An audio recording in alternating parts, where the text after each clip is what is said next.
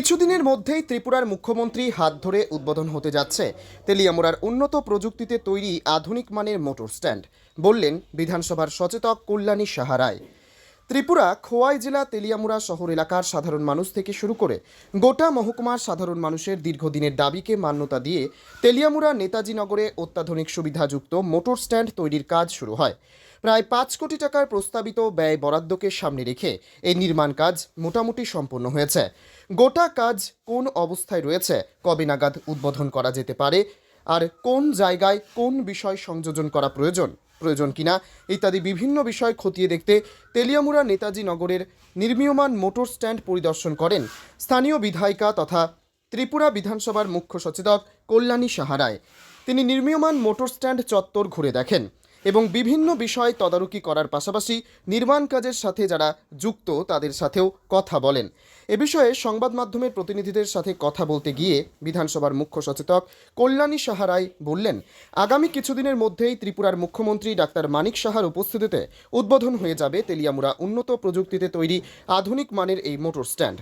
দীর্ঘদিন ধরেই মোটর স্ট্যান্ডের অভাবে তেলিয়ামুড়া শহরের বিভিন্ন জায়গায় যানজট একটা মারাত্মক সমস্যা ছিল। ঠিক একই রকমভাবে নানান প্রকারের অনভিপ্রেত ঘটনাও সংঘটিত হতো। আশা প্রকাশ করা যাচ্ছে এই মোটর স্ট্যান্ডে পথ চলা শুরু হলে দীর্ঘদিনের সাধারণ মানুষের অন্তত যান দুর্ঘটনা বা যানজট সংক্রান্ত সমস্যার নিরসন হতে পারে।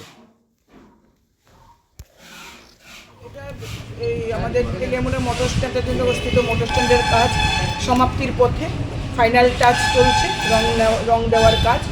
আগামী কিছুদিনের মধ্যেই রাজ্যের মাননীয় মুখ্যমন্ত্রীর হাত ধরে এই নতুন মোটর স্ট্যান্ডের যাত্রা শুরু হবে। সেই সমাপ্তির পথে যে কাজ, এই কাজ পরিদর্শন করতে গোটা মণ্ডল কমিটিকে নিয়ে আমরা এখানে এসেছি।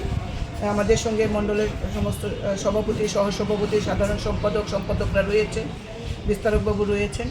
তো এই রং কী ধরনের হওয়া উচিত, কীভাবে আমরা ইঞ্জিনিয়ার সেল থেকে আমরা মতামত নিয়েছি। আমাদের সাথে এক্সিকিউটিভ ইঞ্জিনিয়ার, জুনিয়র ইঞ্জিনিয়ার ছিলেন। তো আমরা এই সমাপ্তির কাজটা দেখা এবং কবে নাগাদ ইনোগ্রেশন হবে তার বিস্তৃত বিবরণ যেন অনারেবল চিফ মিনিস্টারকে আমরা দিতে পারি, তার জন্য আমরা এসেছি। এবং আজকে তেলিয়ামুড়া বাকি উন্নয়নমূলক কাজগুলিও আমরা ভিজিট করব আমাদের মণ্ডলকে নিয়ে, আমাদের সমস্ত কাউন্সিলররাও যারা আছে সবাইকে নিয়ে এই কাজগুলিও আমরা দেখব। এটাই এই কারণে এখানে আমরা। ম্যাডাম, এই যে মোটর স্ট্যান্ডের যে অত্যাধুনিক, এটা বাজেটটা কত? বাজেট 4 কোটির উপর, প্রায় 5 কোটি।